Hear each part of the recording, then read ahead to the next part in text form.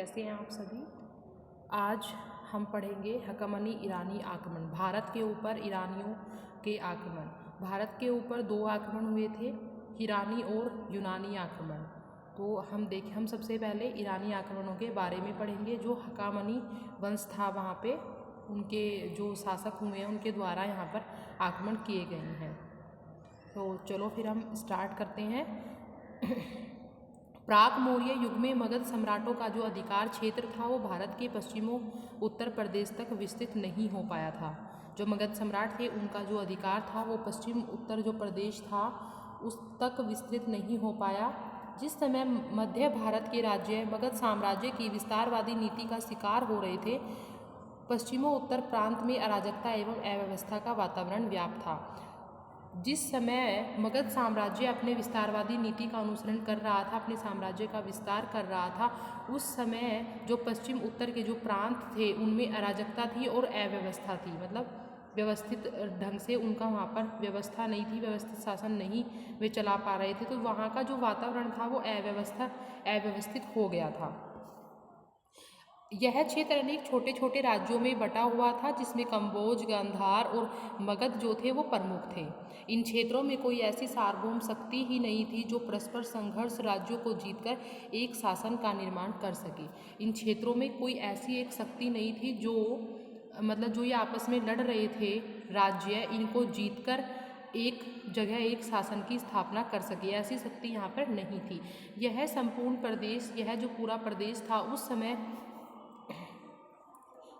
उस समय विभाजित था। ऐसी स्थिति में जो विदेशी आक्रांताएं थी हमारे यहाँ, उनका ध्यान भारत के इस भूभाग की ओर आकर्षित होना शुरू हो गया। परिणाम स्वरूप क्या हुआ कि यह प्रदेश दो विदेशी आक्रमणों का शिकार हुए। फर्स्ट नंबर पे हकामनी ईरानी आक्रमण और जो सेकंड आक्रमण हुए वो हुए यूनानी आक्रमण। तो हकामनी और यूनानी दो आक्रमण यहाँ पर हुए। भारत में सर्वप्रथम विदेशी आक्रमण जो हुए हैं वो हकामनी वंश के राजाओं ने किए थे। इस वंश के संस्थापक हकामनी जो राजा थे, हकामनी जो वंश था उनके जो संस्थापक थे इस वंश के वो साइरस द्वितीय थे। इनका जो समय है वो 558 BC से 529 BC है। उन्होंने भारत पर आक्रमण किया और वे असफल रहे। असफल प्रयास किया था उन्होंने भारत पर आक्रमण करने का। हकामनी जो है ईरानी साम्राज्य के प्रमुख शासक साइरस द्वितीय हुए हैं और साइरस द्वितीय जो थे वो 558 से 529 थे। साइरस द्वितीय ने 6ठी शताब्दी ईसा पूर्व के मध्य ईरान में हकामनी साम्राज्य की स्थापना की थी।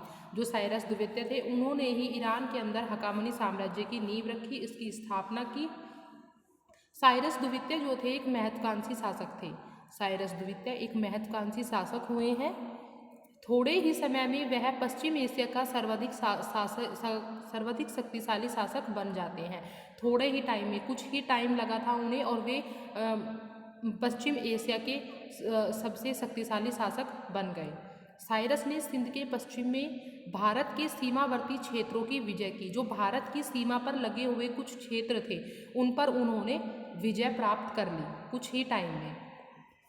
पिलनी है, पिलनी के विवरणों से हमें क्या ज्ञात होता है कि साइरस ने कपीसा नगर को ध्वस्त किया, मतलब उसको तहस नहस कर दिया, नष्ट कर दिया। कपीसा एक नगर था, उसको साइरस ने ध्वस्त कर दिया था। ये हमें पिलनी के विवरण से पता चलता है।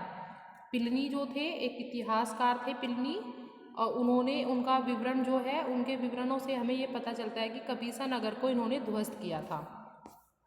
साइरस की मृत्यु कैस्पियन क्षेत्र के डरबाइक नामक एक पूर्वी जनजाति के विरुद्ध लड़ते हुए हो गई थी। एक जनजाति थी डरबाइक नाम की, पूर्वी जनजाति थी, उसके विरुद्ध लड़ते हुए हो गई।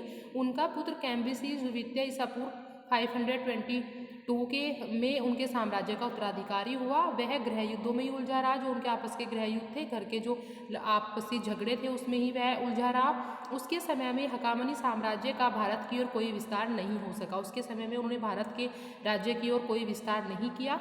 नेक्स्ट आते हैं दारा प्रथम, जिन्हें डेरियस प्रथम भी कहा जाता है। उनका जो समय है वो 522 BC से 486 BC रहा है। भारत पर आक्रमण करने में प्रथम सफलता जो प्राप्त की वो दारा प्रथम ने ही की।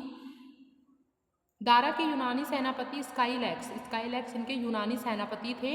उन्होंने सिंधु से भारतीय समुद्र में उतरकर अरब और मकरान तटों का पता लगाया था। इनके जो सेनापति थे दारा के, उन्होंने सिंधु से भारतीय समुद्र में, वे सिंधु से भारत के समुद्र में उतरे और वहाँ पे अरब और मकरान जो तट है उनका इन्होंने पता लगाया।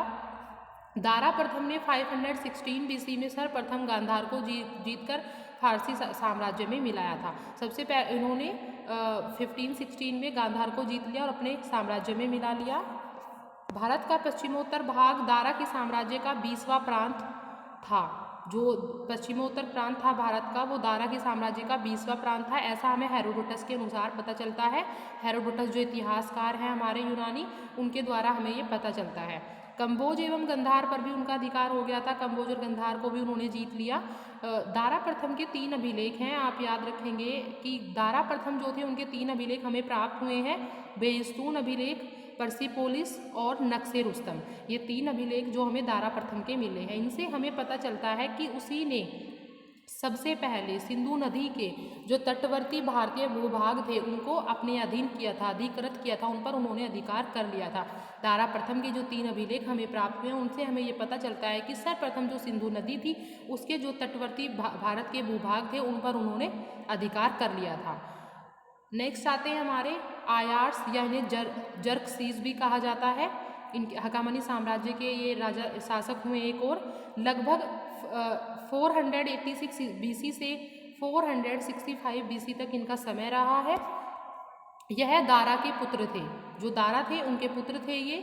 इसने अपने पिता के साम्राज्य को सुरक्षित रखा। जो इसके पिता ने इतना अच्छा साम्राज्य बनाया था उसकी रक्षा की, उन्हें सुरक्षित बनाए रखा, उसे बिखरने नहीं दिया इन्होंने। किंतु यह यूनानियों द्वारा परास्त किए गए थे।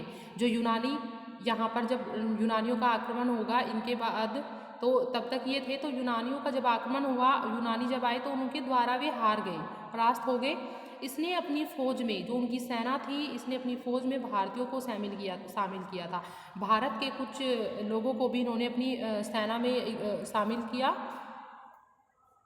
नरकिसिज के उत्तराधिकारी, मतलब जरकिसिज की बात कर रही हूँ, इनका नाम ये भी है। उत्तराधिकारी पारसिक साम्राज्य का विनाश।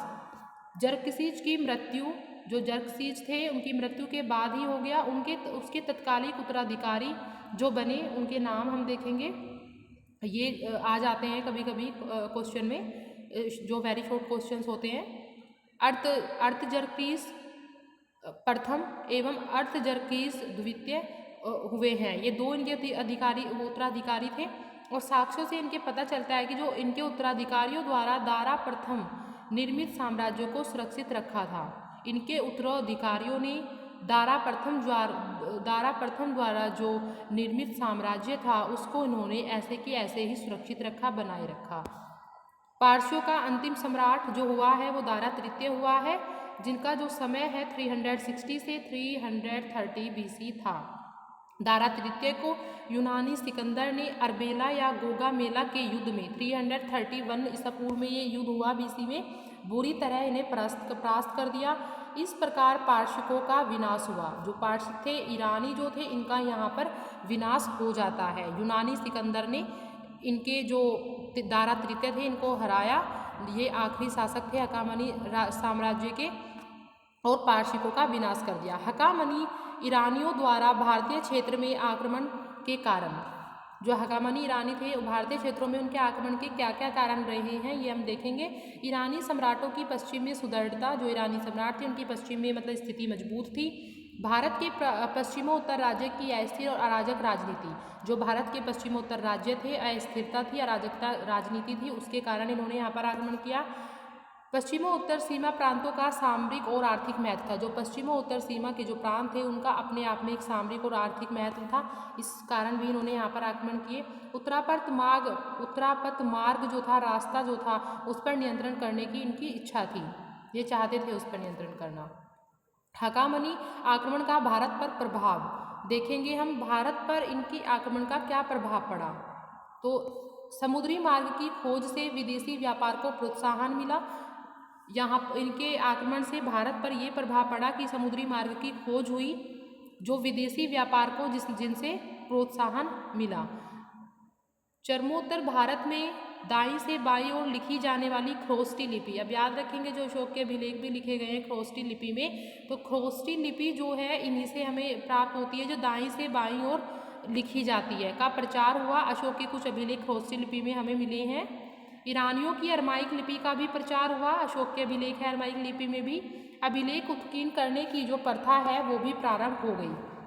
इनके आने से, ईरानियों के आक्रमण से, जब ईरानी आए ये कुछ हमें देकर गए थे, तो इनसे, इनके आक्रमण के जो प्रभाव पड़े वो हम पढ़ रहे हैं। तो वो जो अरमाइक लिपि, ख्रोष्टी लिपि की हमें जानकारी प्राप्त हुई और कुछ अभिलेख मतलब उत्कीर्ण करने की, अभिलेखों को लिखवाने की जो प्रथा थी वो शुरू हो गई थी। मौर्य वास्तुकला पर ईरानी प्रभाव स्पष्ट रूप से हमें दिखाई पड़ता है। जो मौर्य वास्तुकला है, जैसे अशोककालीन स्मारक, विशेष घंटे के आकार के गुंबद, कुछ हद तक ईरानी प्रतिरूपों पर ही आधारित थे। जो हमारे यहाँ पर सम्राटों द्वारा बनाए गए थे स्मारक, वे कुछ ईरानी प्रभाव उन पर हमें दिखाई देता है। अशोक के शासनकाल की जो प्रस्तावना है उनमें प्रयुक्त शब्दों में भी हमें ईरानी प्रभाव देखा जा सकता है। अशोक के शासनकाल की कुछ प्रस्तावना में भी हमें ईरानी प्रभाव हम देख सकते हैं। तो इनका, ईरानियों का प्रभाव भारत की वास्तुकला पर भी पड़ा। तो यहाँ पर हमारे ईरानियों के आगमन, उनके प्रभाव के बारे में हमने पढ़ा। नेक्स्ट वीडियो में हम नेक्स्ट टॉपिक की बात करेंगे स्टूडेंट्स। आज के लिए इतना ही। Thank you.